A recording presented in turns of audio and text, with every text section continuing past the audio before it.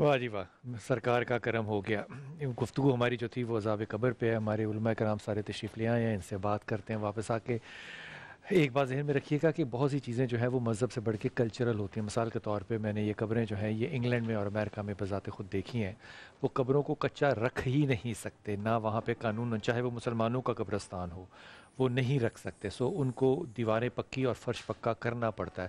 تو اس میں ایک بہت اچھا کام جو ہے وہ جوڈینینز نے کیا ہے، اور ان نوجوانوں نے مقدمہ لڑا اور ایک بات کی کہ جو قبر پکی فرش بنتا ہے اس میں سے پھر درمیان میں سے 1 فٹ جگہ جو ہے 1 فٹ بائی 1 فٹ جگہ جو ہے وہ کچی چھوڑ دی جاتی ہے، تاکہ ایک نسبت جو ہے وہ مٹی کے ساتھ مردے کی ضرور رہے۔ کلچرل ڈومینز کے اوپر اور ان معاملات کے اوپر اپنے علماء کرام سے بات کرتے ہیں۔ السلام علیکم سر، سحری ٹھیک تھی؟ اللہ سر، حضور یہ بتائیے کہ ڈبے میں ڈال کے دفن کرنا جو ہے یہ ضرورت کے تحت ہے یا کیا جا سکتا ہے؟ یہ ضرورت کے تحت ہے، اس لیے کہ یہ آخرت کے سفر پہ جا رہا ہے، تو جتنی سادگی ہو اور جو سنت سے ثابت ہے کہ اس کو صرف کفن میں، اس کی ٹوپی، گھڑی، جوتے، ساری چیزیں جو لوازمات اور عوارضات ہیں وہ ہٹا دیے جاتے ہیں۔ اگر ڈبے میں دفن کر دیا جائے تو ریکمنڈڈ تو نہیں ہے لیکن جائز ہے پھر بھی۔ لیکن خاتون کے لیے زیادہ بہتر نہیں ہے کہ ڈبے میں ڈالیں؟ خاتون کے لیے یہ بہتر ہے کہ اسے لایا جائے اس تابوت کے اندر تاکہ اس کا قد و قامت واضح نہ ہو۔ یہ بی بی فاطمہ الزہرا سلام باہر نکالیں گے تو پھر قد و قامت ظاہر ہوگا۔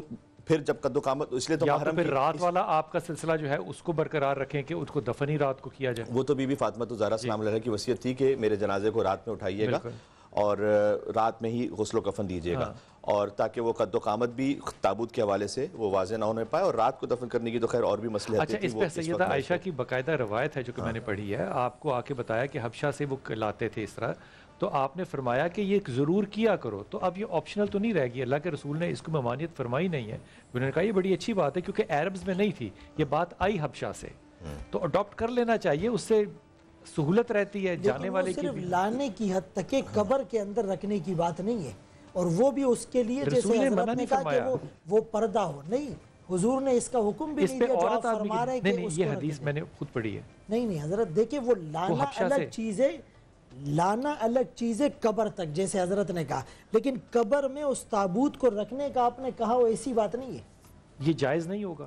دیکھیں جائز ہوگا، بہتر نہیں ہوگا، بہتر نہیں ہوگا، یوں کہیے ٹھیک ہو گیا۔ حضور اقدس قبر کے اندر بندہ چلا گیا، دیکھیں کتنی مصیبت کی بات ہے، ابھی آپ سحری کر کے آئے اور اب ہم باتیں کر رہے ہیں قبر کی۔ ہاں، قبر کے اندر کوئی کلمہ لکھتا ہے، میں نے تو خیر بڑی بڑی اعلیٰ نسل کی چیزیں دیکھی ہیں لکھی ہوئی، کوئی کفن پہ لکھتا ہے، کوئی سل کے اوپر لکھتا ہے، یہ کہاں تک جائز یا ناجائز ہے، یا اس سے کوئی فائدہ ہوتا ہے؟ لیکن اصل میں ہر ایک کا اپنا اپنا عقیدہ ہے اور طریقہ کار ہے، ٹھیک، تو اس میں بعض لوگ یہ کرتے ہیں کہ سامنے اس کے کوئی طاق بنا لیتے ہیں، جیسے بغلی قبر ہوتی ہے وہ تو پوری جسم ہی وہاں چلا جاتا ہے، لیکن طاق بنا لیتے ہیں، اس میں کوئی چیز جو ہے وہ لکھی ہوئی عہد نامہ یا اور یا کوئی کاغذ کبھی کبھی کو پکڑا دیتے ہیں، وہ کاغذ تو پکڑا تو نہیں سکتے ان کو، لیکن وہ رکھ سکتے ہیں، رکھتے ہیں، مطلب میں نے کہا اچھا رکھ سکتے ہیں کہ نہیں؟ اس میں کوئی عمر خطاب کا بڑا مشہور واقعہ ہے نا، انہوں نے کہا کہ یہ یا تو میرے سے بخشا گیا تو اسی پہ بخشا جاؤں گا۔ بس دیکھیں وہ جو ہے محبت میں تو کر سکتے ہیں نا، محبت میں کر سکتے ہیں، جو ہے حضرت امام حسن جو ہے وہ تشریف لائے اور آنے کے بعد جو ہے وہ 1-2 مرتبہ کے بعد ملاقات ہوئی، کہنے لگے صاحب آپ اتنے عرصہ ہو گیا آپ سے ملاقات، کہنے لگے صاحب میں 2 مرتبہ آیا تھا، عبداللہ ابن عمر بھی جو ہے وہ باہر تھے تو میں کہنے لگے عبداللہ ابن عمر اور ہیں تم اور ہو، ہاں تو اس کے بعد جو ہے وہ ایک مرتبہ یہ ہوا کہ کوئی تکرار ہو گئی حضرت عبداللہ ابن عمر سے، تو انہوں نے کہا کہ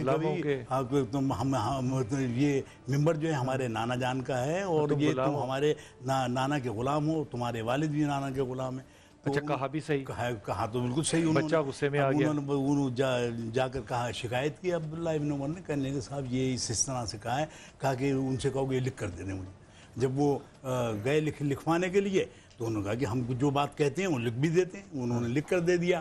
حضرت عمر نے وصیت فرمائی کہ یہ کاغذ جو ہے میرے ساتھ جو ہے وہ میرے کفن میں جو ہے ساتھ جائے گا، کہ جب فرشتے آئیں گے تو میں ان کو بتا سکوں گی یہ سند ہے۔ اچھا کیا جملہ ہے حضرت عمر خطاب کا، کہتے ہیں میں برابری چھوٹ جاؤں تو بڑی بات ہے۔ بنو امیہ کا بادشاہ طواف کر رہا ہے، دھکے لگ گئے، اتنے میں زین العابدین رحمۃ اللہ علیہ آئے، لوگوں نے راستہ چھوڑ دیا، لوگوں نے پوچھا یہ کون ہے جن کے لیے راستہ خالی کیا جا رہا ہے؟ انہوں نے جان بوجھ کے تجاول عارفانہ سے کام لیا، میں نہیں جانتا۔ فرزدق شاعر تھا، کہا یہ تو وہ ذات ہے جن کو ہل اور حرم والے سب جانتے ہیں۔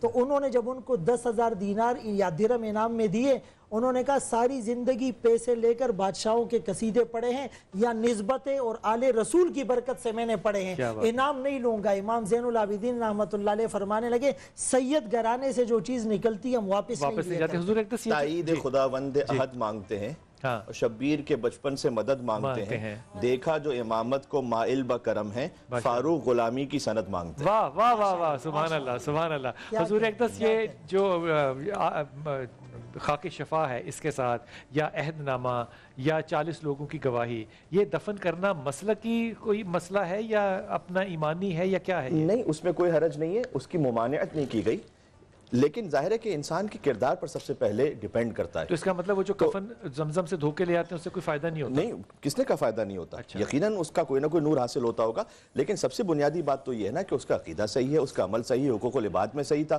مثال کے طور پر کتنی ہی روایات ایسی ہیں کہ اگر کوئی اپنی زوجہ کے ساتھ بد اخلاقی کرتا تو فشار قبر میں مبتلا ہوگا، تو اب اگر وہ کچھ لکھوا کے لے کر آیا ہے تو زوجہ کے ساتھ جو بد اخلاقی کی اس کا تو حساب کتاب اسے دینا پڑے گا۔ تو یہ تو وہ چیزیں ہوتی ہیں کہ جو مزید بر مطلب ہوتی ہیں، یعنی ایک بات وہ جو کچھ اجر لے کر آئے، کچھ ثواب لے کر آئے، انشاءاللہ اللہ سبحانہ وتعالیٰ اس کی قبر میں اور نور عطا فرمائے، اس خاطر تبرکن رکھ دیا جاتا ہے، ورنہ اعمال کا حساب تو دینا اسے۔ مٹی رکھ دی جائے، کربلا کی مٹی رکھ دی جائے انشاءاللہ، ٹھیک ہے، تو برکت تو ہے نا؟ بے شک برکت ہے، کیوں نہیں۔ تو اگر وہ ساری زندگی کا جو تسلسل ہم کہہ رہے ہیں کہ ایک جگہ سے دوسری جگہ زندگی کا تسلسل منتقلی ہوئی، انتقال جو ہے وہ، تو ظاہر ہے پھر برکات تو ختم نہیں ہوتی نا؟ نہیں، کیوں ختم ہوگی؟ اس لیے کہ اللہ سبحانہ و تعالیٰ نور السماوات والارض، اللہ زمین و آسمان کا نور ہے، جہاں کہیں چلے جائیے تو وہ نور تو ہے، اور اس میں دیکھیں دو باتیں، اللہ سبحانہ و تعالیٰ کی جانب سے نور ہر جگہ ہے، مجھ میں بھی لیاقت و ظرفیت ہو کہ اس نور کو حاصل کر سکوں، یہ دو باتیں۔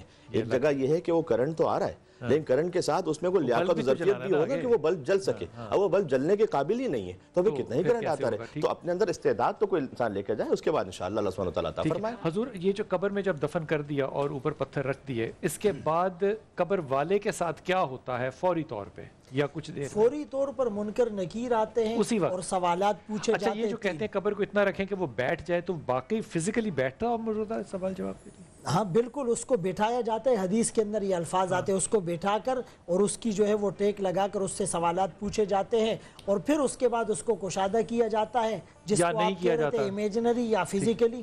تو یہ ساری چیزیں ثابت ہے۔ اب تو گھبرا کے یہ کہتے ہیں مر جائیں گے، مر کے بھی چین نہ پایا تو کدھر جائیں گے؟ کدھر جائیں گے؟